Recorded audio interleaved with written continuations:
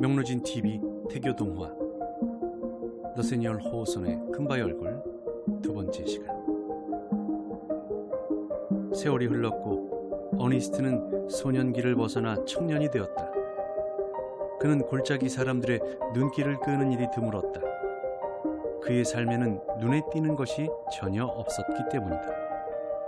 있다면 하루 일을 마친 뒤에는 늘 혼자 한갓진 곳으로 가서 큰바위 얼굴을 보며 명상한다는 것뿐이었다.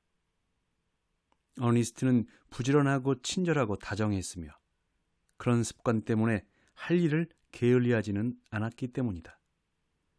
그들은 큰바위 얼굴이 젊은이의 스승이 되었고 그 얼굴이 표현하는 감정이 그의 심장을 더욱 키워서 넓고 깊은 연민으로 채운다는 사실을 몰랐다. 그들은 거기서 책에서 배우는 것보다 더 훌륭한 지혜가 나오고 타인의 삶을 타산지석으로 삼아 더 훌륭한 삶을 빚어낼 수 있음을 몰랐다. 그런데 모르기는 어니스트도 마찬가지였다. 들이나 집, 또 그가 자신을 들여다보는 모든 곳에서 자연스럽게 얻은 생각과 감정들이 대부분의 사람들에 비해 품격이 높다는 것을. 영혼이 소박한 젊은이는 골짜기를 내려다보는 웅장한 이목구비를 보며 그를 닮은 인간이 나타나는데 왜 이렇게 세월이 오래 걸리는지 계속 의아해했다. 이 무렵 불쌍한 게더 골드씨는 죽어서 땅에 묻혔다. 신기한 것은 그 사람의 육신이자 영혼이었던 재산이 그가 죽기 전에 싹 사라지고 세상에 남은 것은 오직 쪼글쪼글한 노란 피부에 덮인 살아있는 해골뿐이었다는 사실이다. 황금이 자취를 감추자 사람들은 몰락한 상인의 천박한 이목구비와 산 중턱의 장엄한 얼굴은 그다지 닮지 않았다는 데 의견을 모았다.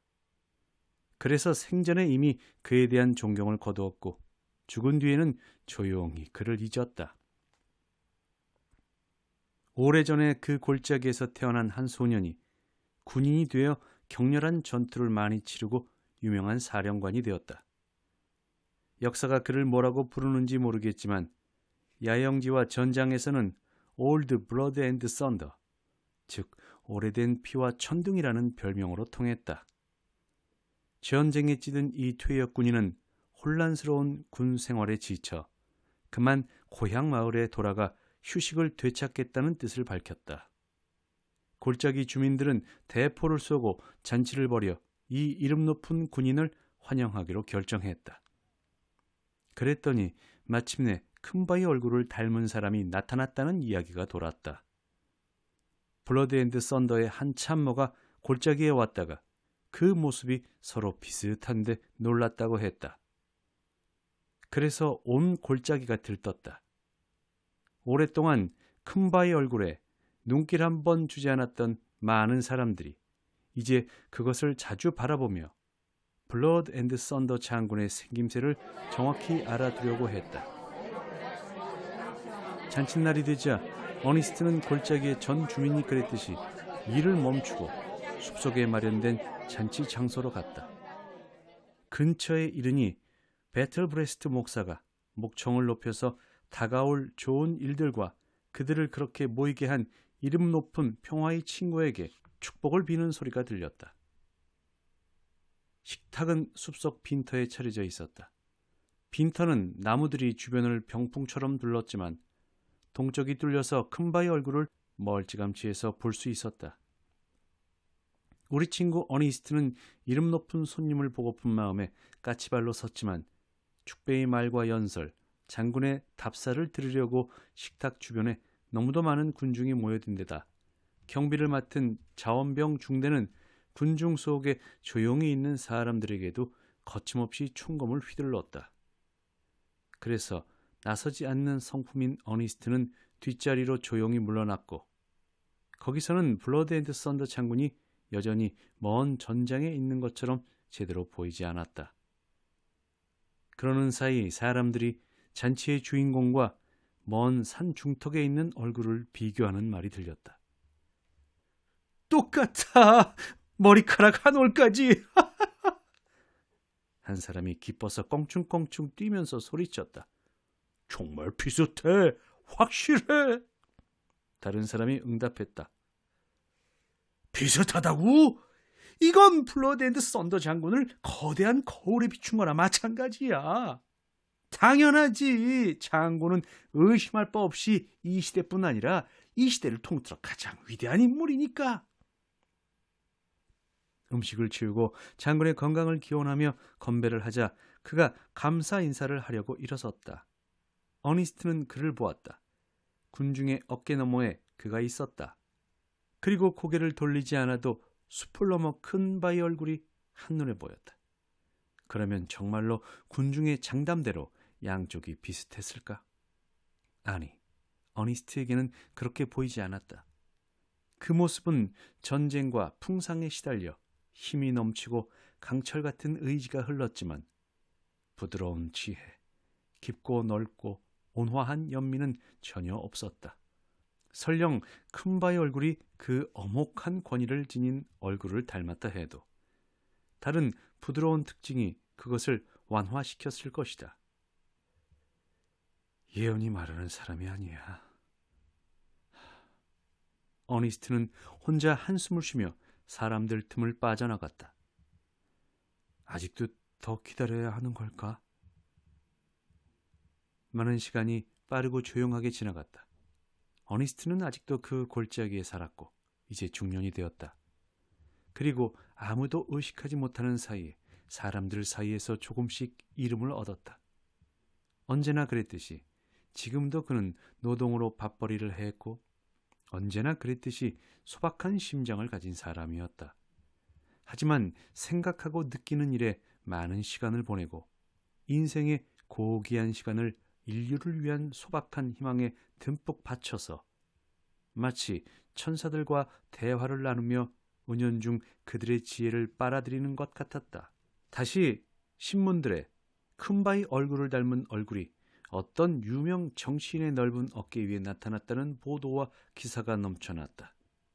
그는 게더 골드시나 블러드 앤드 썬더처럼 그 골짜기 출신이지만 어렸을 때 그곳을 떠나 법과 정치를 직업으로 삼은 사람이었다. 부자의 돈이나 전사의 칼 대신 그가 가진 것은 혀뿐이었지만 그것은 두 가지를 합한 것보다 강력했다. 그가 어찌나 말을 잘하는지 어떤 말이건 믿지 않을 수가 없었다. 틀린 것도 맞는 것 같았고 맞는 것도 틀린 것 같았다. 원한다면 그는 자신의 숨결만으로 사람들 머리에 안개를 뿌리고 대낮의 햇빛을 흐리게 할 수 있었다. 그의 혀는 정말로 마법의 수단이었다. 때로는 천둥처럼 울리고 때로는 달콤한 음악처럼 속삭였다. 그것은 전쟁의 폭음이고 평화의 노래였다. 마치 그 안에 심장이 있는 것 같았다.